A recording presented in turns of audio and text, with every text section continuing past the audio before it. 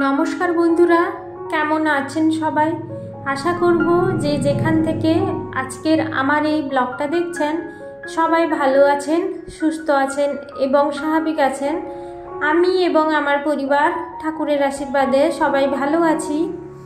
আজকে একেবারে সকাল 5টা থেকেই আপনাদের সঙ্গে আমার ব্লগটা শেয়ার করছি, কারণ এখন এতটা পরিমাণে গরম পড়েছে যে সকালবেলা যদি না ওঠা যায়, একটু দেরি করে উঠলেই কিন্তু কাজকর্মগুলো একেবারেই টাইমের মধ্যে শেষ করে ফেলা যায় না। তো সেই জন্য, আর যার বাড়িতে ছোট বাচ্চা আছে তারা তো ঠিক বুঝতেই পারবেন যে বাচ্চাদের ঠিক কতটাই ঝামেলা থাকে। তো সেই জন্য সকালবেলা আগে ঘুম থেকে ওঠার পরে শুধু 1 গ্লাস জল খেয়েছি, তারপরে একটু বাইরেটা ঘুরে দেখেছি যে কোথায় কি হয়েছে। মানে সকালবেলা উঠে যদি একটু প্রকৃতির সঙ্গে নিজেকে মিশিয়ে নিতে পারি তাহলে কিন্তু সকালবেলা কাজের এনার্জিটা খুব ভালো পাওয়া যায় আর মনটাও বেশ শান্ত থাকে। দেখবেন শান্ত মনে যদি কোনো কাজ করা যায় সেই কাজটা কিন্তু খুব তাড়াতাড়ি এবং ভালোভাবে সম্পূর্ণ হয়। আর সবথেকে বড় ব্যাপার যেটা হলো, কোনো কাজ করার আগে যদি একটু আমরা পরিকল্পনা করে নিতে পারি তাহলে কিন্তু সেটা যত বড়ই কঠিন কাজ হোক না কেন সেটা করতে কিন্তু খুব বেশি টাইম লাগে না। যদি আমরা কোনো কাজ আগে থেকে না ভেবে সেই কাজে ঝাঁপিয়ে পড়ি তাহলে কিন্তু কাজটা শেষ তো হবে বটেই, কিন্তু তার ভবিষ্যৎ ফলাফল কিন্তু মোটেই ভালো হবে না। সেই জন্য ছোট কাজ কিংবা বড় কাজ, বাইরের জগতে চাকরি বাকরির দুনিয়া হোক কিংবা ঘরের কাজ, যে কোনো কাজকেই আমি ছোট কিংবা বড় বলবো না। প্রত্যেকের কাছে প্রত্যেকের কাজই সমান।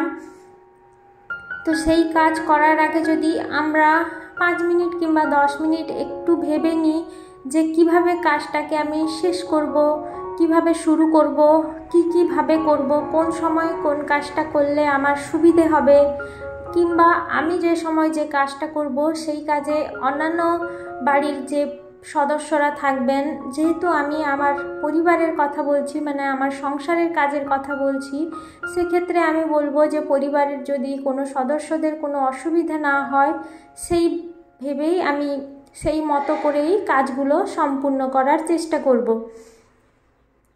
আর এখন যেহেতু প্রচণ্ড গরম, তো এই গরমের মধ্যে সত্যি কথা বলতে কি, মানে দুপুর 12টার পর থেকে, মানে দুপুর 12টা থেকে 3টের মধ্যে, মানে সে যেন টেকাই দায় এতটা পরিমাণে গরম।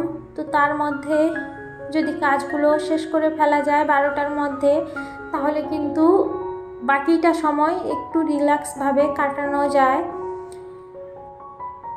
তো সকালবেলা ঘুম থেকে ওঠার পরেই তো দেখলেন ঘরদোর একেবারে সমস্ত কিছু ঝাড় দিয়ে একেবারে পরিষ্কার করে নিয়েছি। আর এই যে এখানে কালকে রাত্রে কয়েকটা থালা বাসন ছিল, প্রত্যেক দিন রাত্রে ঘুমানোর আগেই থালা বাসনগুলো ধুয়ে রাখার চেষ্টা করি, কিন্তু আমার হাজব্যান্ড যেহেতু বেশি রাত করে একটু খায় কাজের জন্য, তো সেই জন্য ওর কয়েকটা থালা বাসন ছিল, ওগুলোই সকালে উঠে ধুয়ে নিয়েছি। আর রান্নাঘরে রাত্রেবেলায় এঁঠো বাসনপত্র রাখা একেবারেই উচিত নয়, এতে বলে নাকি ঘরে অলক্ষ্মী বাস করে, তো সেই জন্য জমিয়ে রাখি না। আর এই কটা বাসনও আমি রান্নাঘরে রেখেছিলাম না, মা এটাকে টেবিলের উপর, ওই ডাইনিং টেবিলের উপরেই রেখে দিয়েছিলেন, আমি সকালবেলা তুলে নিয়ে ওগুলোকে মেজে ধুয়ে রেখে দিয়েছি। আর এদিকে এসে দেখি বেসিনটা একটু মানে বেশটাই খানিকটাই নোংরা হয়েছে, তো সেই জন্য একটু হারপিক দিয়ে ঘষে রেখেছিলাম। হারপিক দিয়ে যদি একটু ঘষে পরিষ্কার করে নেওয়া যায়, এই যে বেসিনটা কিন্তু একেবারে নতুনের মতো ঝকঝকে হয়। তো খুব সুন্দরভাবে একেবারে ডিপ ক্লিনিং করে নেব বেসিনটাকে, কারণ এখানে উঠলেই সকাল থেকে রাত পর্যন্ত মুখ ধোয়া এটা ধোয়া চলতেই থাকে। তো সেই জন্য, আর আমার ছেলে তো আছেই, সে তো সারাক্ষণ এখানেই, তার যত কাণ্ড কারখানা, যেহেতু জল আছে, জলও ভীষণ ভালোবাসে, মানে গরমকাল বললে তো আর কোনো কথাই নেই, সে জল পেলে যেন আর তার খাওয়া দাওয়া ঘুম সবই ভুলে যাবে। তো বেসিনটা মেজে নিয়ে তারপরে ও বেসিনের কাছে যে আয়না ছিল সেটাকেও একটু ভালো করে ঘষে নিয়েছি, মানে মুছে নিয়েছি, যেহেতু জলের কাছে থাকে তো ওই জন্য জলের ছিটাটা লেগে যায়।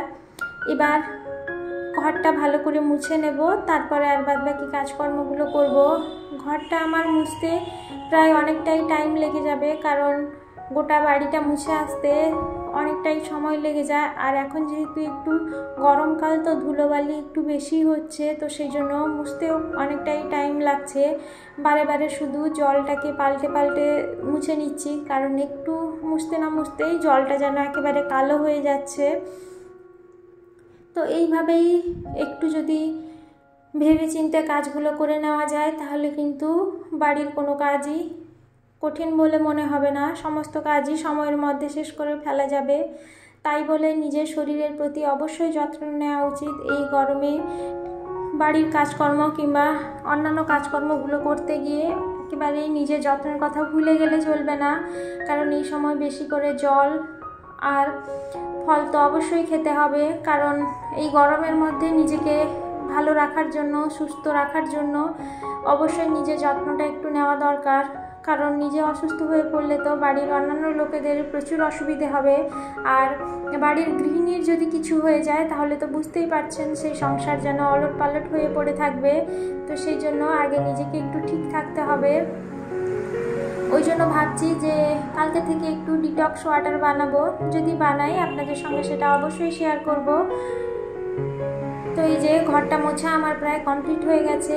দুটো ঘর এখনও মুছিনি, কারণ এখন দুটো ঘরে মানে বাবা মা একটা রুমে আর ছেলে আর বড় একটা ঘরে শুয়ে আছে, তো সেগুলোতে আমি যাইনি এখনও। এগুলো করে নিই, তারপরে ওদিকে যাব। ততক্ষণে সবাই ঘুম থেকে উঠে পড়বে। ঘরটা মুছে নিয়ে তারপরে একেবারে স্নানে চলে যাব, কারণ মানে এতটা পরিমাণে গরম লাগছে, তো সে বলে বোঝানো নয়। এখন প্রায় 8টা মতো বাজে, দেখুন কি পরিমাণে রোদ উঠেছে। স্নান টান করে জামা কাপড় ধুয়ে নিয়ে চলে এসেছি। এবার জামা কাপড়গুলোকে রোদে মেলে দেব। শীতকালে বাথরুমের মধ্যে মানে জামা কাপড়গুলো ধুতে যতটা না অসুবিধা লাগে, গরমকালে তো মনে হয় আমার যত জামা কাপড় দেবে আমি ধুয়ে দেবো, আমার একটুও কোনো অসুবিধা হবে না। কিন্তু তারপরে এই যে জামা কাপড়গুলো রোদে মেলা, এই কাজটা আমার কিন্তু শীতকালে যেমন ভালো লাগে, গরমকালে তো মানে মনে হয় যে জামা কাপড়গুলো যদি না মেলে দিলে এমনি শুকিয়ে যেত, তাহলে কিন্তু ভীষণ ভালো হতো। মানে এতটা পরিমাণে রোদ হয়েছে যে আমি ঠিক তাকাতেই পারছি না। ওই মানে জামা কাপড় যে শুকোতে দিচ্ছি তাতে আমার চোখ দুটো বন্ধ হয়ে আসছে, এতটা পরিমাণে রোদের তেজ হয়েছে। জামা কাপড়গুলো শুকোতে দিয়ে সকালের খাওয়া দাওয়ার হালকা হয়ে গেছে। এবার দুপুরে রান্নার জন্য চলে এসেছি, কারণ এটাকে আগে তাড়াতাড়ি করে শেষ করে নিতে হবে, নাহলে কিন্তু মানে বেলা বাড়লে আর রান্নাঘরে থাকা যাবে না। আর ছেলে তো আমার 10টা বাজলেই শুরু হয়ে যাবে যে মাম্মা আমাকে স্নান করিয়ে দাও। তো ওদিকে একটা শাক রান্না করেছি, আর এখানে শিম কটা ভেজে নেব। গরমের দিনে সব সময় একটু কম তেল মশলাযুক্ত খাবার আর খুব হালকা পাতলা কোনো খাবার খেলে খুবই ভালো, এতে শরীরও ভালো থাকে। আর নিজেকে ভালো রাখতে পারলে কিন্তু কোনো অসুবিধাই হবে না, যতই যে পরিস্থিতি হোক না কেন। বন্ধুরা, আমার ব্লগ আপনাদের কেমন লাগলো অবশ্যই আমাকে কমেন্ট করে জানাবেন। আর আমার ব্লগ যদি আপনাদের ভালো লেগে গিয়ে থাকে, তাহলে প্লিজ আমার চ্যানেলটিকে সাবস্ক্রাইব করে আমার পাশে থেকে যাবেন।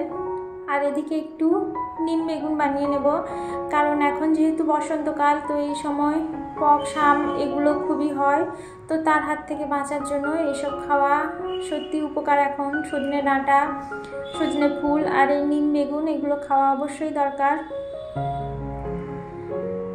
রান্নাটা শেষ হলেই ছেলেকে স্নান করিয়ে দেব। এদিকে রান্না হতে হতে ওদিকে ভাতটাও চাপিয়ে দিয়েছি, একদিকে ভাতটাও হয়ে এসছে মোটামুটি। বন্ধুরা, আমার ব্লগ যদি আপনাদের ভালো লেগে গিয়ে থাকে, তাহলে একটা কমেন্ট করে দেবেন। আপনাদের একটা কমেন্ট আমাকে অনেক ভালো ভিডিও বানাতে মোটিভেট করবে। আপনারা যদি আমার পাশে থাকেন, তাহলে আমার এই পথ চলা অনেকটাই সুন্দর এবং সুবিধা হবে। আপনারা অবশ্যই আমার পাশে থাকুন, আপনাদের কাছে এটাই অনুরোধ জানাবো। যারা যারা এখনও পর্যন্ত আমার চ্যানেলটিকে সাবস্ক্রাইব করে আমার পাশে থেকে গেছেন, তাদের প্রত্যেককেই আমি জানাবো অসংখ্য ধন্যবাদ এভাবেই আমার সাথে থাকার জন্য এবং আমার পাশে থাকার জন্য।